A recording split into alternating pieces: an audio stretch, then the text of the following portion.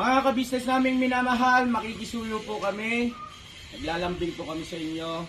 Kung maaari po sana ay pakisuportahan natin Analisa Reality Vlog.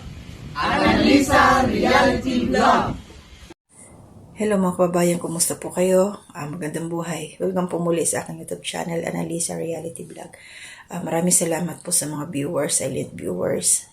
New subscriber po sa aking YouTube channel, welcome po. Maraming salamat sa suporta ninyo. Yung nariyan na laging nagko-comment. At please naman yung iba mag-comment kayo or baka wala na kayong masabi. Mas gusto ko po yung may interaction po tayo at sana naintindihan ko yung aking mga pinagsasasabi para doon po sa mga bagong pasok sa aking YouTube channel. Yung binibigyan ko po ng reaction, suportahan po natin ang Ka-Business Official kay Papa Dins TV po at saka sa Ka-Business Family. At suportahan na rin po natin si Young Russell at ang aking mga kasamahan po mga reactors dito sa Ka-Business Family at Ka-Business Official. Yun nga po, ngayon, konting lang to, reaction po dito sa pagbisita po ni Pinuno kila Kayla. Sayang kasi unang punta doon hindi talaga nila naabutan si Kayla, hindi nila nakita. Bakit nga po ba nakarating doon sila Pinuno? Kasama nila si Intoy, si Kagwang Intoy, then si Kagwang Bay Papaya at saka si Kagwang Bugi. Kasama si Pinuno, sila po yung nagpunta doon. Kasi nga po, nag-alala raw si Mrs. Ka-Business nung nakita yung video ni Papa Dins kasi pumunta roon sila Papa Dins kay Kayla. Kumbaga lang hindi nila inaasahan na makita si Kayla kasi nung time na yon ay ang pinuntahan nila Papa Dins doon sa area si Nanay Gina na tinutulungan ni Papa Dins at napadaan daw to si Kayla kaya sinundan nila, hinabol nila, malayo ang narating hanggang sa may tindahan at yung nakausap nila talagang mapapansin yung paglaki talaga ng tiyan niya na nakakabahala na question mark tayong lahat mga kabayan, ka-business, ka-papi at kalingap kasi nung nag-pregnancy test naman yung sa ihi negative naman. Hindi natin alam kung ano talaga ang meron kasi meron pang isang test na pwedeng gawin dyan sa dugo kung talagang buntis, then ultrasound. May tinatawag yung ultrasound na hindi lang sa tiyan, yung talagang vaginal ultrasound, may transb yata ang tawag doon. Sana kasi hindi nila mahagilap ito si Kayla. Yun na nga, dahil sa sobrang pag-aalala, salamat kay Mrs. Ka-Business na kahit hindi niya talaga baga yung suporta talaga ni Mrs. Ka-Business kay Papa Dins, kay Ka-Business, kay Pinuno, nandoon talaga. So sobrang nag-alala kay Kayla kasi yun nga po lumalaki yung tiyan na hindi natin alam kung ano yung meron sa loob, kung normal lang ba na galing sa pagtaba niya kasi lumaki rin yung katawan. At sana yun na nga, yun lang ang maging resulta na dahil lang tumataba si Kayla, walang ibang mga parasite sa loob ng tiyan niya. Sana at ma-examine na siya. At yung sakripisyo dito ni Pinuno talaga, totoong malasakit para sa akin. Kasi biruin niyo yun, hindi nga nila naabutan doon sa nilipatang bahay. Ayon nga kay nanay, yung nanay ni Kayla, nasa kabila daw yung dating bahay nila. Pero pinuntahan ito nila Intoy at saka ni Bay, kasama si Pinuno, Ka-Business. Wala rin doon, sarado. So bumaba pa talaga sila doon sa ilog at naranasan ni Pinuno dumaan doon sa ilalim ng kawayanan, yung gubat na pinasukan noon nila Papa Dins nung unang nakita nila si Kayla.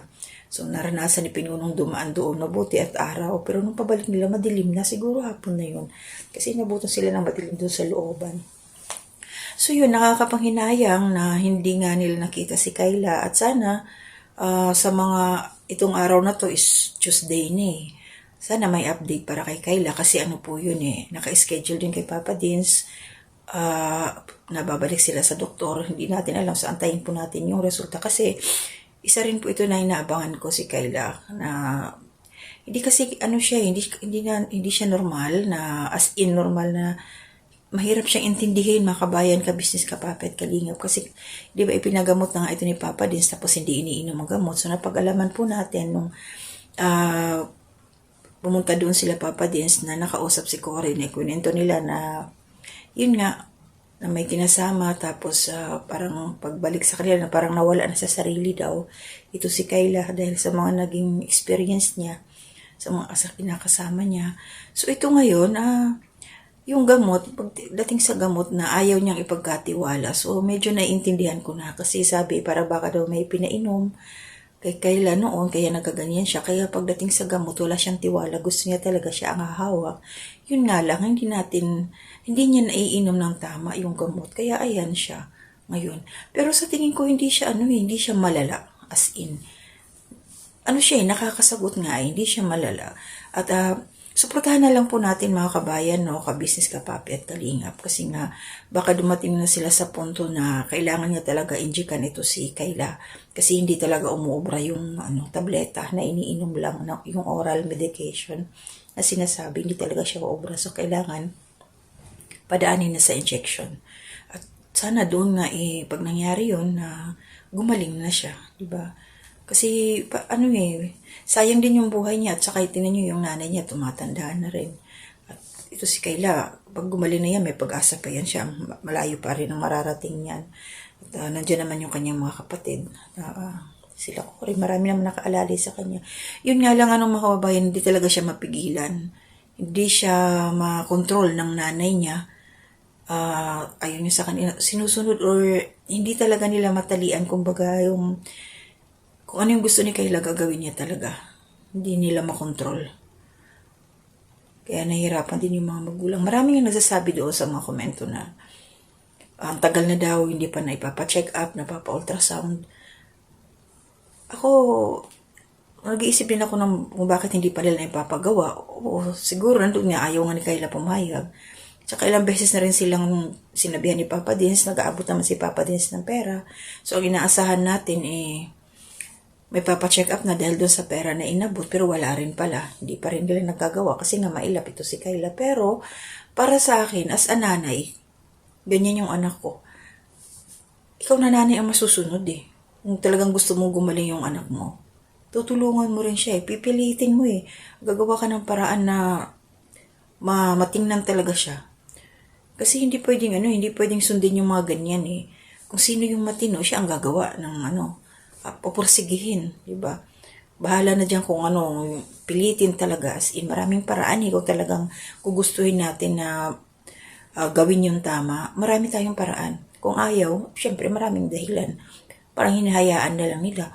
Huwag naman sana silang nakaasa na lang kay Papa Dins, diba? Yung effort na lang nila.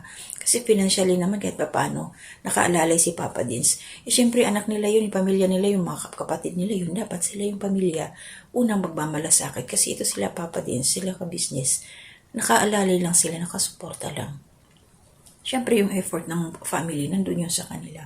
Katulad yan, o pumunta doon sila Pinuno, wala, hindi naabutan, wala doon. Pag pumunta sila Papa Dins, wala din. So ano na yung mangyayari? Paulit-ulit na lang silang ganyan. Sana naman yung operasyon ba nila ng mama ni Kayla, mga kapatid, dapat nandoon sila nakasuporta. Kasi bihira yung 3 buwan na ang nakalipas simula nang nakita yan si Kayla hanggang ngayon. Wala pa rin, pero alam ko hindi yan susukuan ni Papa din sa naka-business official kasi challenge yan sa kanila naumpisahan na nila Hindi nila yan iiwanan ng basta-basta na lang hanggat kailangan talaga gumaling si Kayla bago nila bitawan yan. Dahil ganun yung paniniwala ko sa ka-business family na once na naumpisahan na nila, tinatapos talaga nila yung katulad niyan na nakikita natin kay Kayla. So, pag-pray natin si Kayla na sana yung niya, bumalik na siya sa normal, sumunod talaga siya. Diba? So, kailangan talaga Pero mahirap kasi minsan nag-iisip din ako na what if nagsasakit-sakitan lang to si Kayla. Oo, nandoon tayo sa point na may pinagdaanan siya, may yung depression ba, yung anxiety, yung mga tawag doon. What if ginagawa lang niyang excuse yun? Ginagawa niyang excuse para nagkukunyari lang kasi naman siya baka mamaya may katigasan talaga yung ulo niya. Ang hirap gamutin ng ganun, walang gamot yung matigas ang ulo diba? Ako, sa totoo lang mga ka-business, kapapi, nahihirapan din ako para kay ka-business dahil nga sa sobrang tiyagaan nila. Ang hirap ng ganun. Pero laban pa rin sila. Wala, sakripisyo talaga. Hindi sila umaatras sa ganyang laban. Kasi nga, yun ang ano nila eh. Yun ang nasa puso nila na tumulong talaga. Gusto nilang tulungan talaga to si Kayla. So yun ang ano nila ngayon. Yun ang tawag dito. Yung goal nila na totally 100% maging normal na si Kayla. So, makikita natin to pag once na na-injection na siya, wala na siyang kawala. Diba?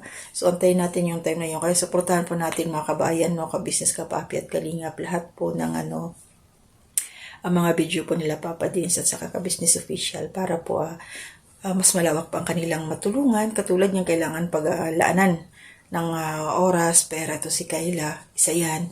At marami pa silang tinutulungan. So, malapit na naman yung singilan ng bahay, katulad nila Jonathan. So malalaman, makikita na naman natin si Jonathan, nalilipat naman, o pupunta naman to kila ka-business, kukuha ng pangupa. Diba? So marami silang tinutulungan. At nga pala mga kabayan, ka-business, ka-papi, para po doon sa mga gusto pong mag-avail ng mga products po na ini-endorso ng ka-business official, nakikita nyo naman po.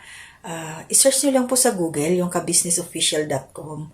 Lalabas po yung website at doon po nakalagay yung mga items. May mga prices po, nakita ko na doon yung, tapos mag-order na lang kayo kung ano yung mapipili ninyo. Parang Shopee na rin po. Parang sa Shopee. So, supportahan po natin para yun na rin po yung tulong natin sa ka-business, sa mga proyekto po na gagawin nila. So, ano po, shoutout po Ate Marilyn at saka sa aking pinsan po, Walls Tradition. At saka ilalagay ko pala dito yung sa asawa niya, yung aking bayaw na nagka-counseling po siya. Free counseling po. Wala ho kayong babayaran para doon sa kung mayroon po kayong anak na mayroon kayong napapansin na parang autistic siya, yung mga counseling as in yung mga problema ninyo na hindi nyo ma-handle, anxiety, depression, yung mga ganon, pwede nyo po siyang i-contact. Ilalagay ko po dito yung account niya. Search nyo lang po sa YouTube channel. At nakikita nyo po doon yung link ng kanyang Facebook para mayroon kayong guide or kung paano siya may contact. Free po ang serbisyo niya. So, maglalaan lang po kayo ng oras, mag-schedule po kayo. Kasi sa ngayon, naka-base po sila sa Thailand. Nandun po sila nagtatrabaho. Kasama po siya yung pamilya po niya. So, bali, ang asawa po niya, dito si Walls Tradition, yun po yung pisang buo ko. So, yung asawa niya po yung nagka-counseling.